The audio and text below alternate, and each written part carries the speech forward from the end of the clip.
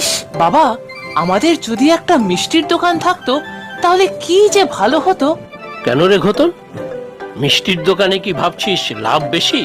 লাভ লোকসান ওসব আমি বুঝি না বাবা, তবে নিজেদের মিষ্টির দোকান থাকলে কি যে মজা হতো। আমার ইচ্ছে মতো মিষ্টি খেতে পারতাম। সর্বনাশ, মিষ্টির দোকান থাকলে তুই তো আমার ব্যবসা লাটেই তুলে দিতিস। তার থেকে আমার এই আলুর ব্যবসাই ভালো, লাভও মন্দ নয়। ধুর, আলুর ব্যবসা কি আর ভালো নাকি? মিষ্টির দোকান থাকলে আমি সারা দিন ওখানেই বসে থাকতাম। যারা সবাই মিষ্টি বানাতো তাদের পাশে ঘুরঘুর করতাম আর সব মিষ্টি চেখে দেখতাম। সত্যি রে বাপু, খুব পেটুক হচ্ছিস দিনে দিনে তুই। তোর মা তো ঘরে কম রান্না করে না, তাও তোর শুধু বাইরে খাওয়ার তাল। ও বাবা, বাবা একটা কথা বলবো? হ্যাঁ বল, কি কথা? এখন তো প্রায় দুপুর হয়ে গেল, খদ্দেরও তো নেই বেশি বাজারে। চলো না, আজ তুমি, আমি আর মা বাইরে হোটেলে খাই। রথতলাতে একটা নতুন হোটেল খুলেছে। ও মা, বাড়ি থাকতে হোটেলে খাবি কোন দুঃখে শুনি? যাদের বাড়িতে রান্নার ব্যবস্থা নেই তারা হোটেলে খায়। না গো বাবা, আমাদের স্কুলের তারক বলেছে ওরা সবাই মিলে একদিন হোটেলে ভাত খেয়েছে, সাথে আলু পোস্ত, আরো কত কিছু। চলো না বাবা, আমরাও একদিন হোটেলে যাই। কখনো যাইনি আমি হোটেলে। খবরদার, স্কুলে গিয়ে ওই সব বখাটে ছেলেপিলের সাথে মিশবি না বলে দিলাম। ছি ছি, ভদ্রবাড়ির ছেলে কি বাইরে হোটেলে গিয়ে খায়? সব ছাই পাশ খাওয়ার। তারক বলেছে হোটেলে সব বড় বড় লোকজন খেতে এসেছিল। আমাদের গ্রামের রেল স্টেশনের বড় বাবুও এসেছিল, সাথে আরো দুজন। আরো সবাই চাকরি করে, তারাও এসেছিল। বটে, এসব কথাও বলেছে? আর কি বলেছে শুনি? আমিও বললাম আমরাও হোটেলে খেতে যাব। তা শুনে তারক খুব হেসেছে বাবা। কেন কেন, খামোকা হেসেছে কেন শুনি? ও বলেছে হোটেলে সবাই মিলে খেতে অনেক টাকা লাগে, আর তোমার নাকি অত টাকা নেই। হ্যাঁ, কি বলেছে? আমার হোটেলে খাওয়ার টাকা নেই? এত বড় আস্পর্ধা! কে বলতো দেখি ওই তারক? কোন মাতব্বরের ছেলে শুনি? সে আমি জানি না, তবে ওরা বড় লোক। বড় লোক না ছাই, তাতে আমার কোনো মাথা ব্যথা নেই। তবে বেটা বলে কি না আমার টাকা নেই। চল ঘতন, বাড়ি চল। আজ তোকে আর তোর মাকে নিয়ে যাবো ওই হোটেলে খেতে। হোটেলে খেতে নিয়ে যাবে বাবা? ঠিক তো? হ্যাঁ যাবো, আলবাত যাবো ওই হোটেলে। আর ওদের মতো ভাত আলু পোস্ত নয়, খাসির মাংস খাওয়াবো তোদের আজ। চল তো দেখি। কি মজা, চলো চলো। কাল তারককে স্কুলে গিয়েই বলবো আমরা হোটেলে মাংস ভাত খেয়েছি। আমিও দেখছি কোন লাট সাহেবের নাতি ওই ছোকরা।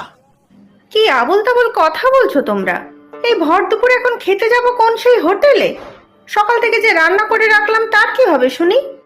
ওইসব রান্না থাক পড়ে, বাবা বলেছে মাংস খাওয়াবে আজ। চলো না মা, আমি তো কখনো হোটেলে খাইনি। হ্যাঁ, তাড়াতাড়ি তৈরি হয়ে চলো। বেশি দেরি হয়ে গেলে যদি আর মাংস না থাকে, সব যদি আগেই শেষ হয়ে যায়। কি গো তুমি, তোমার কোনো কাণ্ডজ্ঞান নেই? ছেলেটা তো জানো এমনিতেই লোভা, ওর সাথে তুমিও আশকারা দিচ্ছ। না না, ঘতনকে দোষ দিয়ে লাভ নেই। এবার আমিই বলেছি যাবো ওই হোটেলে খেতে। ভেবেছেটা কি আমি বুঝি ফেল না? গরিব ভাবাতে আমিও দেখিয়ে দেবো। পরিবার শুদ্ধ গিয়ে পায়ের উপরে পা তুলে পা নাচাতে নাচাতে খাসির মাংসের হাড় চুষবো। এসে দেখে যাক তারা। এ কি সর্বনাশ হলো গো! এই ঘোতন ঠিক করে বলতো তোর বাবার কি হয়েছে? ও গো, তোমাকে সেই বছর যে রাস্তার কুকুরটা কামড়েছিল, সেটা পাগলা কুকুর ছিল না তো? কি বলছো আবল তাবল? ভাবছো আমি পাগল হয়ে গিয়েছি? মোটেও নয়। তবে মাথা আমার গরম হয়ে আছে, আগুন জ্বলছে আমার মাথায়। হায় রে হায়, নির্ঘাত বদহজম হয়েছে, বায়ু চড়েছে মাথায়। ওরে ঘুতন, যা না রে বাবা, ওই হাড়ু ডাক্তারের কাছ থেকে দুপুরিয়া দানা নিয়ে আয়। আরে ধুত্তারি, কখন থেকে তো বলছি আর কিছু হয়নি আমার। বেটার এত বড় সাহস! চলো ঘতনের মা, চলো। হ্যাঁ মা, চলো চলো, হোটেলে খাবো আজ। কি মজা, কি মজা। বটে, হোটেলে যাবো বললেই হলো, মামা বাড়ির আবদার। ও মা, এত কষ্টে বাবা রাজি হলো, এখন তুমি আর ব্যাগরা দিও না। শোনো ঘতনের মা, আমার মোটেও বাড়ির খাওয়া ছেড়ে হোটেলে খাওয়ার ইচ্ছা ছিল না। তোমার হাতের এমন অমৃতের মতো রান্না, আহা! তাহলে হোটেলে যাচ্ছ কোন দুঃখে? দুঃখে না মা, আমি তো আনন্দে যাচ্ছি। অপমান! আমাকে অপমান করেছে, বুঝলে? অপমান? কে অপমান করেছে তোমাকে শুনি? ওই ঘোতনের স্কুলের ছোড়াটা, কি যেন নাম? এই ঘোতন, কি যেন নাম ছেলেটার? তারক। হ্যাঁ, তারক। বড় বাপের বেটা। ভেবেছেটা কি আমরা সব ফেল না? হোটেলে খাওয়ার মুরুদ নেই? হ্যাঁ, কি বললে? এমন কথা বলেছে? তাহলেই বোঝো। দাঁড়াও, দেখাচ্ছি আমাদের মুরত। যাব যাব, হোটেলে খেতে যাব, 100 বার যাব। চল তো ঘোতন, পড়ে থাক ঘরের রান্না, আমরা আজ হোটেলেই খাবো। বেশ পাঠার মাংস কবজি ডুবিয়ে খাবো। বেটারা দেখুক আর জ্বলুক, লুচির মতো ফুলুক। চলো চলো, হোটেলে মাংস শেষ হওয়ার আগেই আমরা যাই। বলুন, আপনাদের কি দেই? মাছ, মাংস, ডিম সবই আছে। তা তো দেবেই। বেশ ভালো ভালো জিনিস সব দেবে। দেখুক সবাই আমাদের মুরদ। আগে ঠিক বুঝতে পারলাম না তো। সে বুঝে তোমার কাজ নেই। খাসির মাংস কোথায়? পোলাও দিয়ে বেশ কষা মাংস। হ্যাঁ হ্যাঁ বাবু, এক্ষুনি দিচ্ছি। পোলাও আর খাসির মাংস। আরে ধুর ধুর, শুধু খাসির মাংস কেন, সাথে ভালো করে এঁচড়ের কোপ্তা, ছানার ডালনা, সোনামুগের ডাল। আগে বাবু যা বলবেন তাই দেব। ও বাবা, চাটনি খাবো না? হ্যাঁ, শেষ পাতে চাটনি না হলে চলে নাকি? ও ভাই, ভালো চাটনি করেছো তো? আগে কর্তা, কি চাটনি খাবেন বলুন? টমেটোর চাটনি, কাঁচা আমের পাতলা টক, না খেজুর আমসত্ব দিয়ে চাটনি? কোনটা খাবেন বলুন? সব খাবো, সব দাও। দেখুক বেটারা, দেখুক। আগে পোলা মাংস দাও দেখি, তারপরে শেষ পাতে চাটনি। আগে এক্ষুনি দিচ্ছি।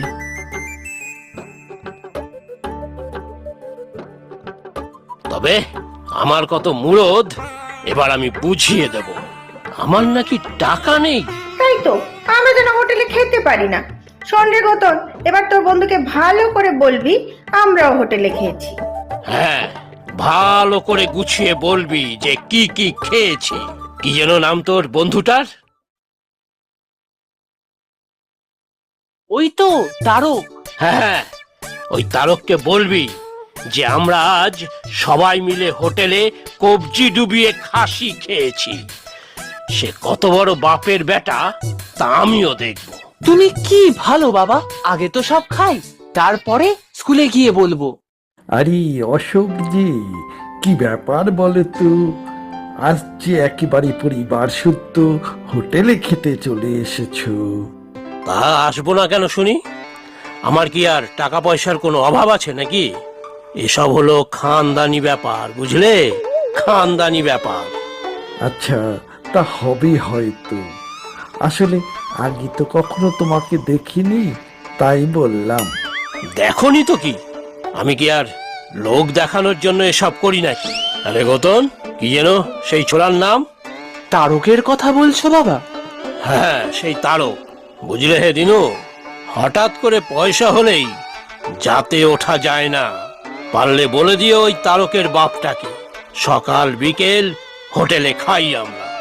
রান্না যদি আমি ভালোই পারি, তবুও হোটেলে খাওয়া হচ্ছে আমাদের ফ্যাশন। আমি তো মানে কিছুই বুঝতে পারছি না। আহা, না বোঝার কি আছে? এই দেখো, আমরা পোলাও, খাসির মাংস, মাছের কালিয়া সব খাচ্ছি। তুমি শুধু তারকের বাপকে বলে দিও ওসব ফুটানি আর অন্য কাউকে দেখাক। আমার ছেলে কাল স্কুলে গিয়ে সবার কাছে খাওয়ার গল্প করবে, ব্যাস। আচ্ছা, আমি যাই। না খেয়ে তো একেবারে পেট ভরে গেল।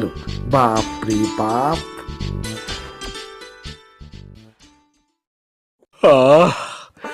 জব্বর খাওয়া হয়েছে আজ। রান্নাটাও দারুণ ছিল। খাসির মাংসটা বানিয়েছিল দারুণ। আরে ঘতন, তোর ওই বন্ধুটা তারক না কি যেন নাম, ওর পদবী কি রে? কোন বাড়ির ছেলে ও?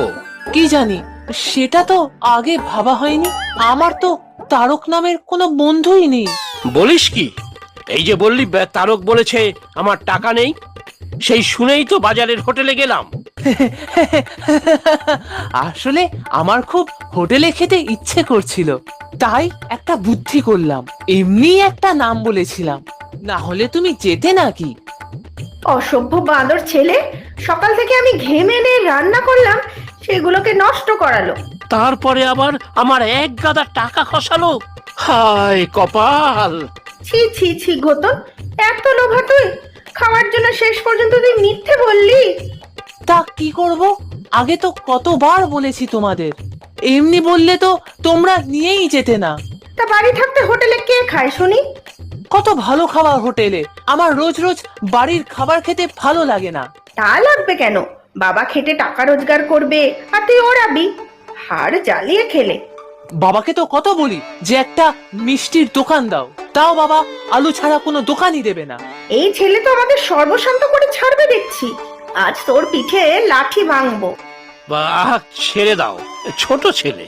কিরকম মিথ্যে কথা বলতে শিখেছে দেখেছো?